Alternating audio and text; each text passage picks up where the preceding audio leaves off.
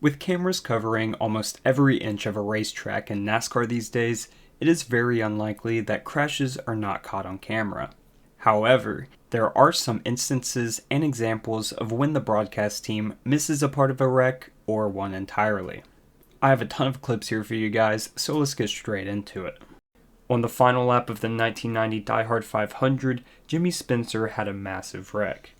His car flipped 3 times and fell upright. Jimmy then refired the engine and was able to drive away. Caution is out as a big crash on the backstretch. Oh, that's good stuff. 25 is Dalton Sargent. The 15, J.R. Hefner. The best camera angle for the wreck was blocked by dust getting knocked up.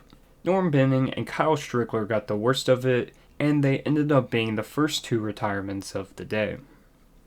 This seems like a very straightforward crash, but notice the big one that happens on the track while all the cameras are focused on the flip.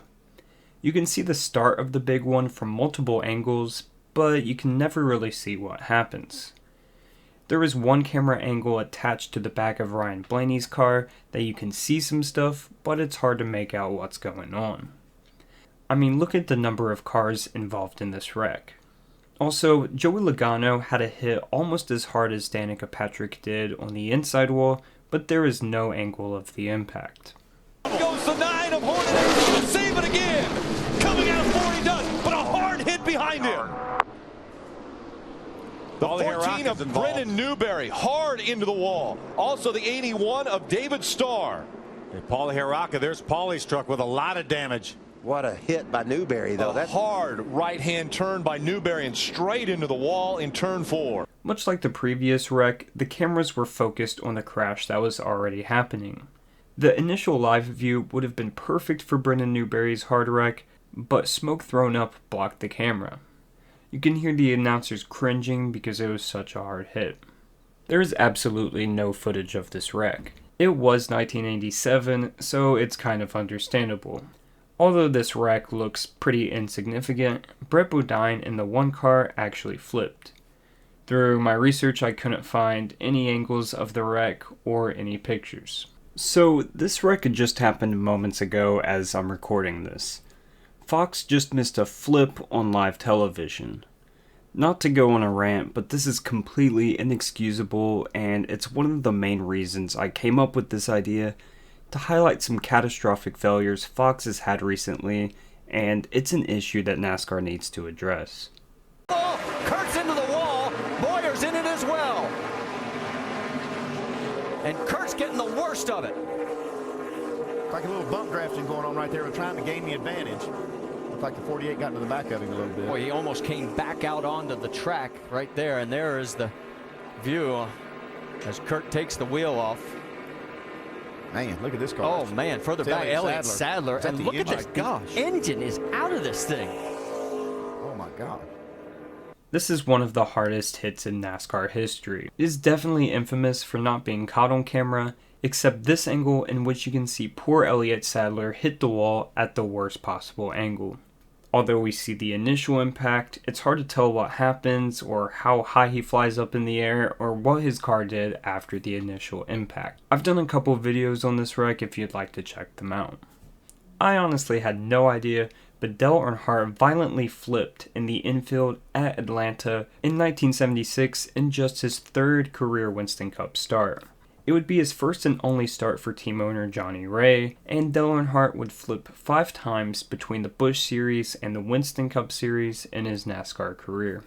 13 years later, sticking with Dale Earnhardt, here are some pictures from his crazy 1989 flip during a practice session for the 1989 Goodies 300 Busch Series race. I guess now is a good time to step back and say that back then, NASCAR didn't waste time or money broadcasting practice sessions or even recording them like they do today, especially in the lower series like the Busch Series. It costed way too much money and there weren't enough TV slots for them to be broadcasted. Even today, some test sessions are not recorded unless there is a huge headline or something new everybody wants to see.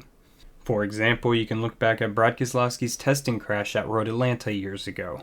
Brian Vickers had a horrible flip in a test session at Rockingham in 2002, and I'll let him describe it for himself. He said he thought he could save it, and when he did, the car came back to the right and came into the wall, and when it did... It went straight up, and I mean, height-wise, cleared the fence and came down and landed on the A-post and just flipped, you know, several times and end over end, then barrel rolled a couple times, put it back in the garage. It was like people thought I was dead or seriously injured, and I was just lucky somebody was looking after me because it was a bad crash. Elliott Sadler makes his second appearance on the list with this flip in a practice session for a 2000 Michigan race. So although the onboard camera survived and the back end of the roll was caught on camera, I'm going to give it a shout out because the initial tire blow and flip was not caught by any cameraman. I think if we had a view of the initial tire blow, it would have been one of the wildest things ever caught on camera in NASCAR. Now, there was no excuse for NBC to miss this one. Matt Bell was running 19th and the wreck happened in turn 1. It's not like he was riding around in last place, and there are so many cameras in the area because it's right past the start-finish line. Not a single camera caught any part of the wreck, and it's probably one of the worst crashes at the track in series history. Now, this was a huge miss by the broadcast team. A crash that happened in 2021 in the Cup Series at an oval should not be missed for any reason. However, thanks to Hendrick Chase 9 for magnifying the video, we can see part of it from the NBC camera. Also, the pictures from this wreck are just astonishing. It would have been great to have an actual camera view of the wreck.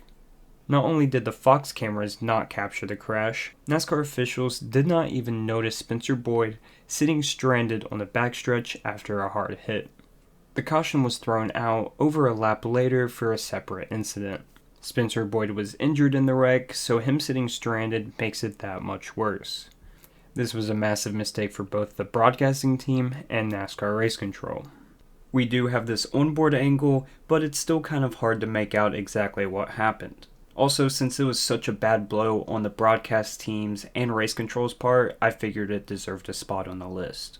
Third caution of the day for Christopher Bell, who is out of his Joe Gibbs Toyota. And Bubba Wallace. And Kevin Harvick. We've had Heavy damage to Harvick. Due to the amount of rain and spray, you can never see who got into the back of Kevin Harvick in this wreck, or how the wreck even unfolded. I'm going to assume it was Christopher Bell who got in the back of Harvick, but in that case, who knows how Bubba got tied up in it. All that happened on lap 2. And now, under caution, Juan Pablo Montoya has crashed and gone aflame. Holy cow, what happened? We just got a report that he was complaining about a bad vibration in every gear. No, Larry, he just slammed into the jet dryer. I think he slammed into the jet dryer. Juan Pablo Montoya infamously hit the jet dryer under caution while trying to catch up to the field during the 2012 Daytona 500. As dramatic as it was, nobody was injured. The only television camera that picked it up showed Montoya's car abruptly turning right, and then you could see the top of a massive fireball. The only footage that shows the actual impact is this blurry security cam footage, which shows us the big picture of things, but doesn't give us a clear view of the incident. They're off of turn 2, the 7 car to the front. And they did not make it around. Do it.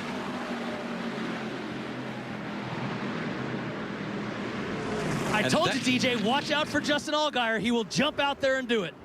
On the first overtime restart, Matt Tifft and Max Tallman had a hard crash that red flagged the race and sent the race into double overtime. No replays caught any part of the wreck, but according to Tifft, David Starr texted Tallman and he just had nowhere to go. I know it was overtime and all the cameras were focused on the finish, but it's a short track. Like, come on. The broadcast team could have probably found an angle from a security cam or something.